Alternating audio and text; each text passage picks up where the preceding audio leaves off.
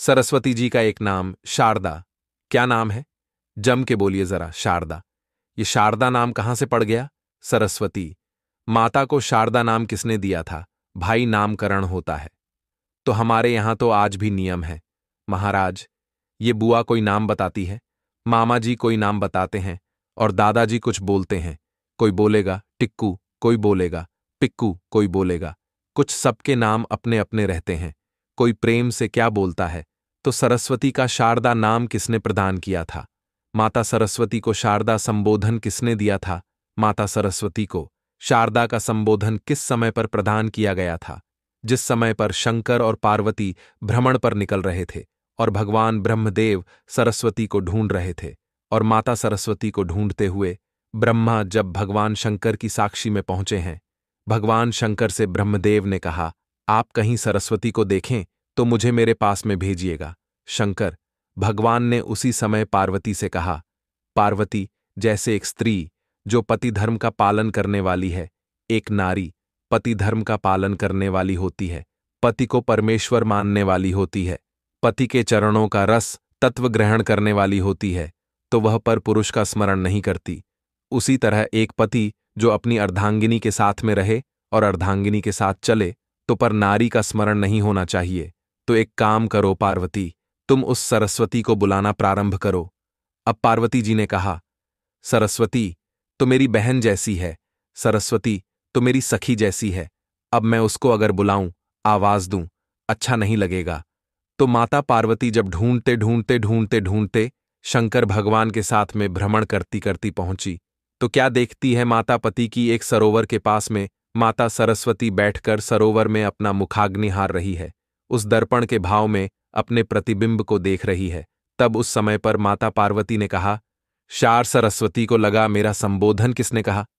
पलट कर देखा, सरस्वती ने कहा, पार्वती तुम? हां, मैंने तेरा जो दर्पण में प्रतिबिंब देखा है, तेरा स्वरूप देखा, पर तू इतनी सुंदर है, इतनी सुंदर है, पर तेरा जल में जो स्वरूप देखा ना, वो नीला दिखाई दिया, थोड़ा सा श्याम दिखाई दिया, इसीलिए मैंने तुझे शारदा कह दिया। आज भी हमारे मध्य प्रदेश के कटनी और सतना के बीच में मैहर में आज भी श्रद्धा भवानी विराजमान। धार जिले में जाएंगे तो बाघ क्षेत्र में मां बागेश्वरी, मां शारदा आज भी विराजमान। संगीत। कहा। सरस्वती जी पूछी, पार्वती, तुमने मेरे को शारदा क्यों कहा? क्योंकि तेरा जो प्रतिबिंब था वो श्याम नजर आ रहा था। मुझे उस प्रतिबिंब को देखकर मैंने तुझे शारदा का संबोधन दिया। तुम्हें ब्रह्मा जी बुला रहे हैं। सरस्वती ने कहा, पार्वती, मैया दीदी, आपने मुझे जो नाम दिया है, जगत के लोग, संसार के लोग मुझे इस नाम से जब पुकारेंगे तो यह शारदा, यह सरस्वती स्वयं उसके कंठ पर, उसके मस्तिष्क पर सदा विराजमान रहेगी, ये शारदा बनकर।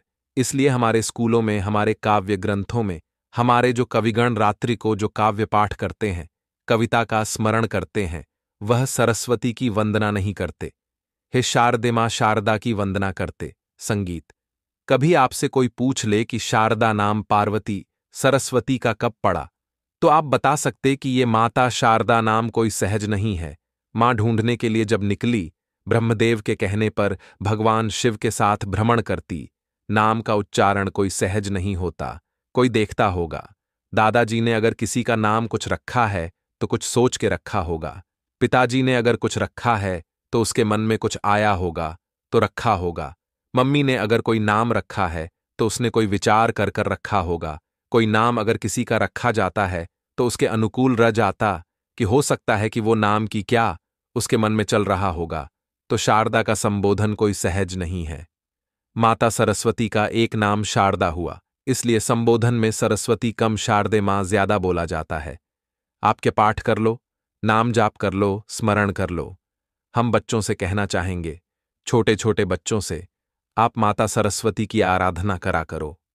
मेरा बच्चों से निवेदन है, कभी जिंदगी में अगर मौका मिल जाए और सरसों के फूल यदि आपके जीवन में आपको कहीं से प्राप्त हो जाए, सरसों के फूल जानते हो ना, पीला कलर का होता है। सरसों का फूल आप प्रयास करो, सरसों का फूल जिस दिन माता सरस्वती का, मेरी बागेश्वरी का, जिस दिन प्राग उत्सव हो, बसंत पंचमी का, उस समय पर माता सरस्वती का स्मरण कर कर वो सरसों का फूल आप देव महादेव को चढ़ाई है। जैसे माता सरस्वती को ज्ञान दिया था, वैसा मेरा महादेव आपको भी ज्ञान दे। वो सरसों का फूल आप देव महादेव को समर्पित। कई जगह पर आम के जो झूमर होते हैं, वो कई जगह पर सरसों का पुष्प, सरसों का फूल। वैसे शिव महापुराण के अनुसार अगर अपन देखे तो बड़े रोग में भी कारगर होता, जिसको कैंसर जैसा रोग हो जाता है या किडनी लीवर जिसका डैमेज हो जाता है।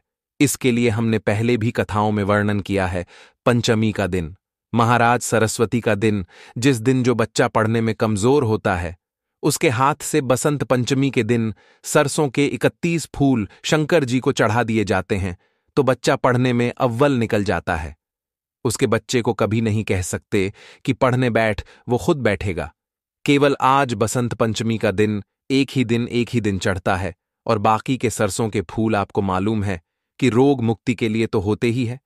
ये तो आपको पहले भी वर्णन किया महाराज कि जब कोई एकदम रोग आ जाए और डॉक्टर एकदम बोल दे कि यह रोग भारी आ गया है और इसकी जांचें जाएंगी और फिर यह कुछ भी हो सकता है, तो क्या करा जाता था कि 108 सरसों के फूल तुरंत शंकर भगवान को चढ़ाए जाते थे।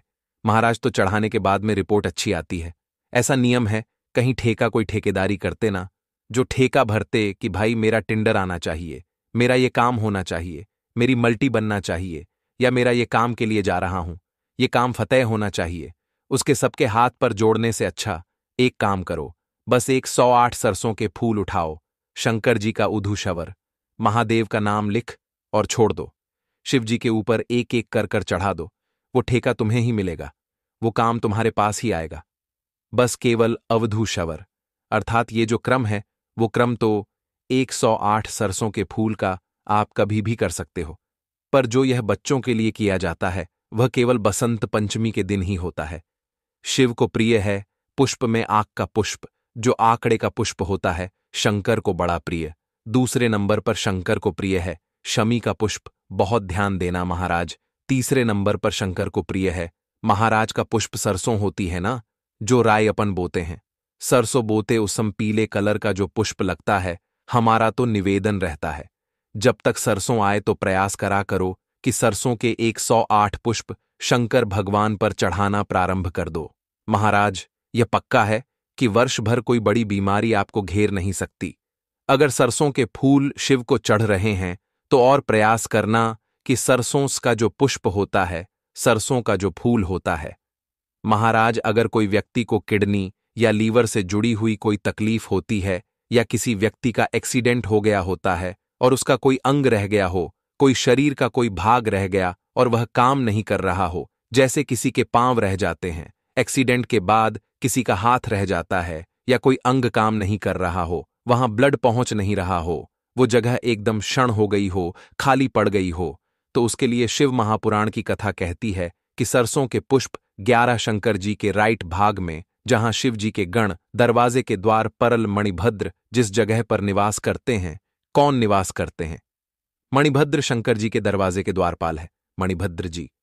तो मणिभद्र दरवाजे के द्वारपाल में राइट भाग में मणिभद्र जी विराजते। मतलब राइट भाग कौन सा हुआ? जब आप मंदिर से बाहर लेंगे तो राइट भाग मंदिर में प्रवेश करेंगे। जब राइट नहीं होना चाहिए, आप मंदिर से जब जाए तो राइट भाग, मतलब आप मंदिर से राइट से जाएंगे तो शंकर जी का भी राइट हो जाएगा, क्योंकि शिव जी ऐसे बैठे हैं तो शंकर जी का भी राइट हो गया, देवता उनका भी राइट हो गया, तो राइट भाग। सीधा हाथ मणिभद्र जी का स्थान, 11 सरसों के पुष्प मणिभद्र के उस द्वार पर आप रख दीजिए और मणिभद्र के द्वार पर रखकर अंदर जाकर 108 वापस जब आप बाहर निकल रहे हैं, ये पुष्प आप रखने के बाद एक बार बाहर जाएंगे, फिर वापस आएंगे। मणिभद्र रखने के बाद और अंदर जाकर 108 सरसों के पुष्प शंकर को समर्पित करेंगे। महाराज उस सरसों के पुष्प जो शिवजी को आप समर्पित कर रहे हैं, उसको वापस लेकर आएंगे। श्री शिवाय नमस्तुभयम बोलकर उस सरसों के पुष्प को महाराज सरसों के तेल की बोतल में, उसको डा प्रदोष काल में उस तेल को वापस ले जाकर चढ़ा दीजिए। शिवजी को उसको वापस लेकर आ जाइए। उस तेल का प्रयोग आप नाभि में डालिए और जो शरीर काम नहीं कर रहा उस स्थान पर कम से कम 15 दिन 20 दिन तक उसकी मालिश करना प्रारंभ करिए। बाबा चाहेगा तो चलाने का प्रयास कर देगा और वो शरीर काम करने लगेगा।